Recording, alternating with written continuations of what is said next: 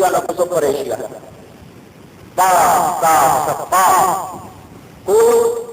کوئی ہانڈی نہیں، کوئی چولہا کوئی لکڑ نہیں، کوئی ماچس کو نہیں۔ ایک بندے پوچھا بکا ہو میں کہا آگ گرم دو کے جانا پڑی ان پتہ ہوئے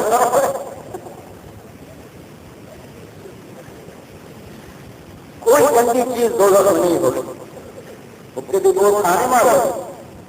کوئی گندی چیز ہو جنت نہیں ہو، جنت پاک ہے۔ آپ کو چاہیے گھر گورنمنٹ کا وقت ہے ہی دے شاید اللہ مشک کا مرتا ہوتا انہوں پکا کے دے چڑے گا لائے تو نہیں رجنا۔ تو بھائیو جب ہم توبہ کر کے اللہ کو منائیں گے نا اور اس کے محبوب محمد مصطفیٰ صلی اللہ علیہ وسلم کے طریقوں پر چلیں گے تو یہ سودا سخت کا نہیں، قیمت لگے گی، قیمت ایسا پاک جسم وجود دے کر آ جا میرا بندہ آ جا، میں تیرے انتظار میں تھا، اب زندگی لے، اب گھر دے، ایک یونٹ موتی کی، ایک یاقوت کی، ایک زمرد کی، ایک سونے کی، ایک چاندی کی، مشک کا گارا، زعفران کی گھاس، اللہ کا عرش، ان کی چھت، دودھ کی نہریں، شراب کی نہریں، پانی کی نہریں، شہد کی نہریں، ابلتے ہوئے چشمے، بہتے ہوئے چشمے، اڑتے ہوئے پرندے، پھیلے ہوئے سائے، جھکے ہوئے پھل، پکے ہوئے پھل، لگے ہوئے خوشے، قطار پر قطار، کھڑے ہوئے غلام، بچھے ہوئے قالین، بھرے ہوئے جام، بڑی ہوئی سرائیاں، سجی ہوئی تشتریاں، رنگا رنگ کے مزیدار بنے بنائے کھانے، غلام کھڑے، خدام کھڑے، بیویاں کھڑی، ٹورے کھڑی، جام کو جام چل رہا ہے، کچھ ہیں جو خود پی رہے ہیں، کچھ ہیں جن کو فرشتے پلا رہے ہیں۔ ان الابرار یشربون من کأس کان مزاجها کافورا، یہ جنت کا چھوٹا درجہ خود ڈال کے پی رہے ہیں، خود ڈال کے پی رہے ہیں۔ جنت کا اوپر والا درجہ یسقون فیہا کأسا کان مزاجها زنجبیلا، جہاں نوکر ڈال کے پیش کریں گے، غلام پیش کریں گے، بیویاں پیش کریں گے، حوریں پیش کریں گے۔ ایک اس سے اوپر کا درجہ ہے جہاں اللہ خود پیش کرے گا، وسقاهم ربهم شرابا طہورا، اللہ خود ڈال کے پیش کرے گا۔ بڑے لوگ، بڑے لوگ، اونچے لوگ، وہ کیا نصیبوں والے، وہ کیا خواب والے جن کے ہاتھوں کو جام اللہ کے ہاتھوں سے لگ رہا ہوگا۔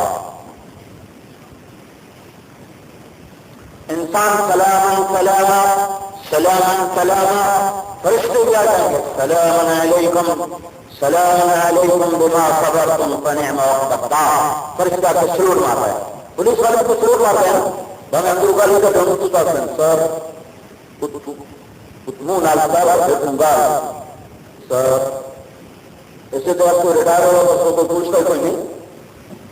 اور یہ جو فرشتے سلوٹ مار رہے ہیں یہ اندر کا ہوگا، والملائکۃ یدخلون علیہم من کل باب، فرشتے ادھر سلام علیکم سلام علیکم سلام علیکم سلام علیکم، اتنے سلام ٹھوکیں گے کہ وہ نشے میں آ کر کے وہ کیا چکر ہے بھائی، یہ کیا سلام ہے؟ وہ کہیں گے بما صبرتم، وہ جو میاں چنوں نے صبر کی زندگی گزاری تھی یہ اس کے سلے میں ہم آپ کو سلام پیش کر رہے ہیں۔ یہ وہ فوج والا سلوک نہیں ہے، پولیس والا سلوک نہیں ہے، یہ آپ کی عظمت کا اعتراف ہے جس کے بدلے میں آپ کو سلام پیش کر رہے ہیں۔ فرشتوں کے سلام کا نشہ باقی ہوگا،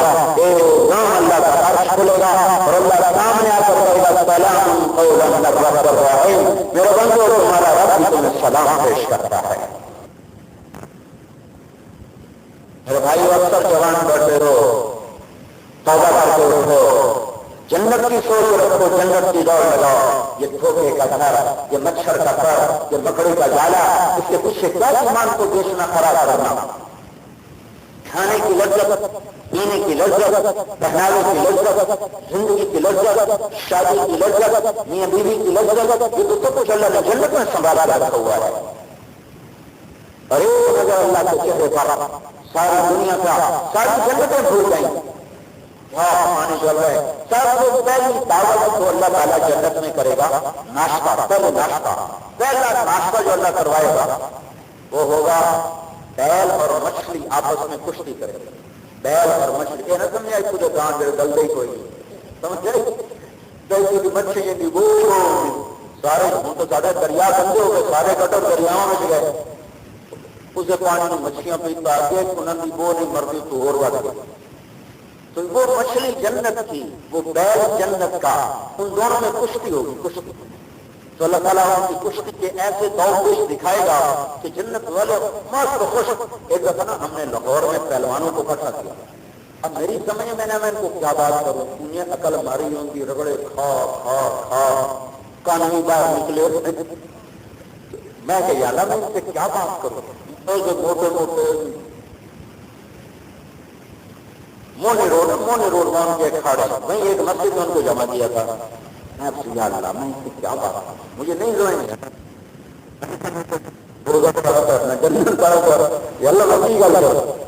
بیٹھے بیٹھے مجھے حدیث میں نے کہا بھائی جنت میں جانے کا سب سے زیادہ مزہ تم لوگ پاؤ، وہ سارے مجھے ایسے دیکھنے لگے، میں کہا پتہ کیوں؟ اس لیے کہ تم لوگ کشتی کرتے ہو، تمہیں کشتی کے داؤ پیچ کا پتہ ہے، تو جنت میں پہلا نظارہ اللہ تعالیٰ نے بیل اور مچھلی کی کشتی کروانی ہے، تو جب وہ داؤ پیچ کھیلیں گے سامان چل سامان جان کا پتہ نہیں لگنا ہوتا ہے، ٹھیک ہے وہ سارے پہلوان خوش ہو گئے، اگر بھائی کس نظارہ جو آدمی فن سمجھتا ہو اس کو زیادہ مزہ آتا ہے، میں کہا جب وہ کشتی کریں گے داؤ پیچ ایک دوسرے کے اوپر آزمائیں گے تمہیں بڑا مزہ آئے گا، یہاں سے میں نے بات شروع کی، ویسے خوش ہوئے ایسے خوش ہوئے، وہ کیا رستم پاکستان میں سروزہ لگایا 3 دن لگایا، تو وہ کشتی ہو پھر اللہ تعالیٰ کے کباب بنائے گا، پھر وہ کباب آپ کی خدمت میں پیش کیے جائیں گے، اس کے بعد آپ کو جنت میں پہنچایا جائے گا، پھر سب سے پہلی دعوت ہوگی آدم علیہ السلام، سب سے پہلی دعوت آدم علیہ السلام کے دسترخوان پر ہوگی، پھر اس کے بعد شیش علیہ السلام، پھر ادریس علیہ السلام، پھر نوح علیہ السلام، تمام نبی دعوت کرتے آئیں گے کرتے آئیں گے کرتے آئیں گے، سب سے آخر میں حضرت محمد صلی اللہ علیہ وسلم دعوت فرمائیں گے، اور آپ کو جو اللہ نے جنت دی ہے اس جنت کا نام ہے وسیلہ، یہ جنت وہ سمجھو یہ عرش ہے، یہ 7واں آسمان، یہ 7واں آسمان، یہ عرش، جنت یہاں سے شروع ہوتی ہے اور عرش کے ساتھ آ کے لگ جاتی ہے، جو جنت اللہ کے عرش کے ساتھ لگی ہوئی ہے اس کا نام ہے وسیلہ، یہ جنت ہمارے نبی کا مقام ہے، اور اللہ تعالیٰ کے نبی نے فرمایا میرے لیے دعا کیا کرو، اذان ہے نا، اذان کے بعد آپ کہتے ہیں اذان کے بعد وہ کہو، اذان کے ساتھ وہ کہو جو مؤذن کہتا ہے اللہ اکبر اللہ اکبر، تم کہو اللہ اکبر اللہ اکبر، اذان کے جواب کے بعد دعا ہوتا ہے اللہ رب الدعوۃ التامۃ والصلاۃ القائمۃ آت محمد الوسیلۃ والفضیلہ وابعثہ مقاما محمودا الذی وعدتہ انک لا تخلف الميعاد، یہ چھوٹی سی دعا ہے، آپ نے فرمایا جو اذان کا جواب دے کر یہ دعا میرے لیے کرے گا میں مجھ پر اس کی شفاعت واجب ہو جائے گی، میں قیامت میں اس کی شفاعت کروں گا، یہ دعا کیا ہے یا اللہ ہمارے نبی کو وسیلہ عطا فرما، وسیلہ کیا ہے جو میں نے ابھی بتایا جنت الفردوس کا سب سے بلند مقام یہ اللہ کے نبی کو اللہ نے دیا ہے اور کسی کو نہیں ملا، سارے جنت والوں کو اللہ تعالیٰ کا نبی اپنے مقام پر بلا کر دسترخوان پہ بٹھا کے کھانا کھلایا، یہ سب سے عالی شان دعوت ہوگی، سب سے افضل دعوت ہوگی، جب سارے نبی دعوت پر بیٹھیں گے پھر اللہ تعالیٰ فرمائیں گے ہاں میرے نبیوں نے تو دعوت کر لی، اب اپنے رب کی دعوت کی قبول کرو، آؤ میرے دسترخوان پر آؤ، پھر اوپر جنت عالم ایک مقام ہے جس کا نام ہے مسجد وہ میدان ہے، پھر اللہ سب کو اکٹھا کرے گا، پھر اللہ وہاں دسترخوان بچھائے گا، اس دسترخوان کا ایک کونا اتنا چوڑا ہوگا جتنا مشرق اور مغرب کا فاصلہ ہے، اتنا صرف کونا، اس پر سب کو بٹھائے گا، پھر اللہ تعالیٰ فرمائے گا کھلاؤ انہیں، پلاؤ انہیں، پہناؤ انہیں، پھل کھلاؤ، کھانے کھلاؤ، مشروب کھلاؤ، کپڑے پہناؤ، خوشبو لگاؤ، جب ساری چیزوں سے معطر بھی ہو جائے، کھا بھی لیا، پی بھی لیا، پہن بھی لیا، خوشبوئیں بھی لگ گئی، پھر اللہ تعالیٰ فرما کر رضوان آپ پردے ہٹاؤ یہ میرا دیدار کر لیں، تو میرے بھائیو کوئی مفت کا سودا نہیں ہے، اگر ہم توبہ کرتے ہیں تو کوئی مفت کا سودا نہیں ہے، لیکن بات یہ ہے کہ پختگی نکلے بغیر نہیں ہوتی، بخاری شریف کی روایت سنو، ایک شخص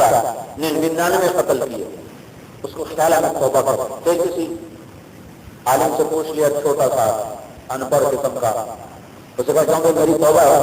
میں نے 99 قتل کیے، اسے کہا توبہ تیری توبہ ہو سکتی تو 99 کی تھی، اسے کہا 100 تو پورے کرا تم 1 گھنٹے اس کو بھی قتل کر رہا، مطلب کوئی وجہ قتل ہے، جب 100 پورے ہو گئے تو پھر خیال ہے توبہ کرو، تو کسی اچھے بڑے عالم سے پوچھا، اس سے یہ بات ثابت ہوتی مسئلہ ہر مولوی سے نہیں پوچھنا چاہیے، مسئلہ بڑے عالم سے پوچھنا چاہیے. اور ہمارے جو دیہاتوں میں مسجدوں میں جو نمازیں پڑھانے والے ہیں عام طور پر بھائیوں ان کو مسائل کا پتہ نہیں ہوتا. چھوٹے موٹے مسائل کا پتہ ہوتا ہے. جب بھی کوئی مسئلے کی ضرورت پڑے مفتی سے پوچھو, تردد کرو, مفتی سے پوچھو, کسی صحیح علم والے سے پوچھو, ورنہ کیا سے کیا ہو جائے. پھر انہیں کہنے لگے کہ ایک آدمی نے 100 قتل کی, اس کی توبہ ہو سکتا, بیٹا کیوں نہیں ہو سکتا, توبہ پر تو سب معاف ہوتا. کہا جی مجھ سے یہ گناہ ہوا ہے,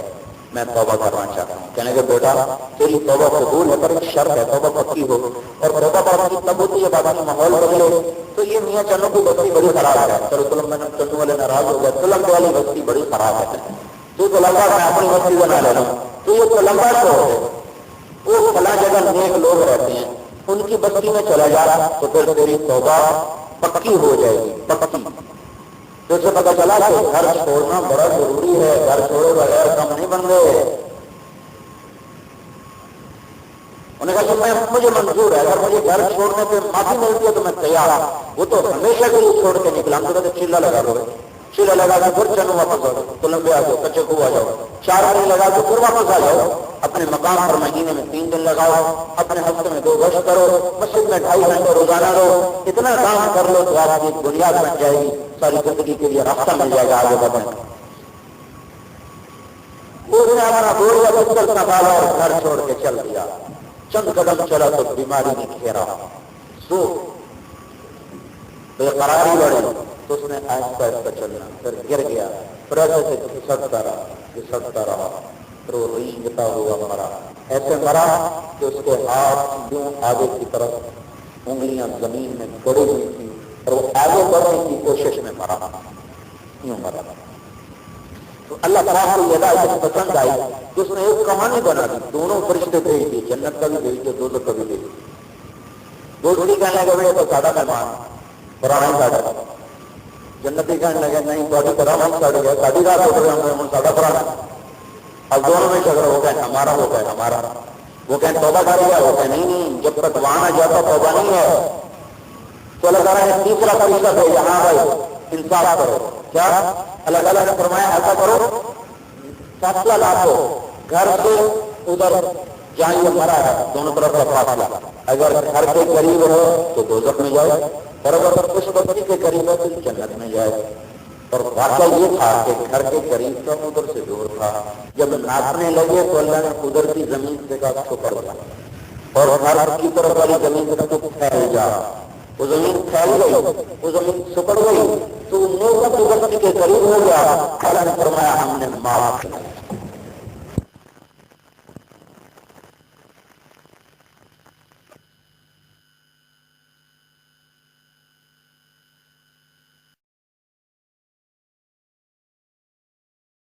اللہ تمہیں عزت دے گا. میرے بھائیوں معاف کرنا سیکھو, گالی کے جواب میں سوال لینا سیکھو,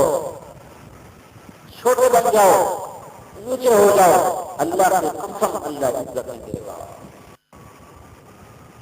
درگزر کرنا سیکھو, غیبت سے بچو, چغلی سے بچو, لگائی بجائی سے بچو. زبان کی کھیتی ہے جس نے آج گھروں کو آگ لگا دی ہے. میٹھا بول ہے جو دنیا کو جنت بناتا ہے, وہ کڑوا بول ہے جو دنیا کو جہنم بنا دیتا ہے.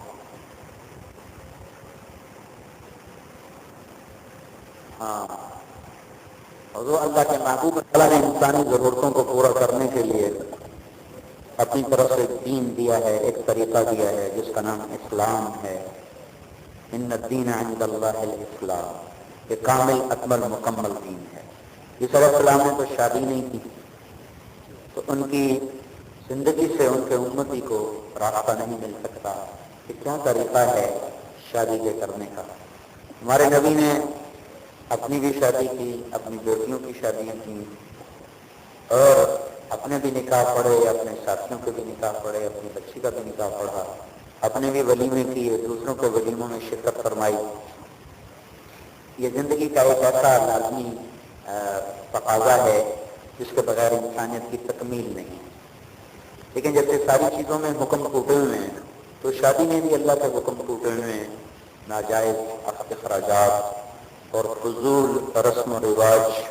جس میں اس قدر ہم پھنس گئے ہیں کہ شادی کرنا مشکل ہو گیا ہے، بیٹیوں کو رخصت کرنا مشکل ہو گیا ہے،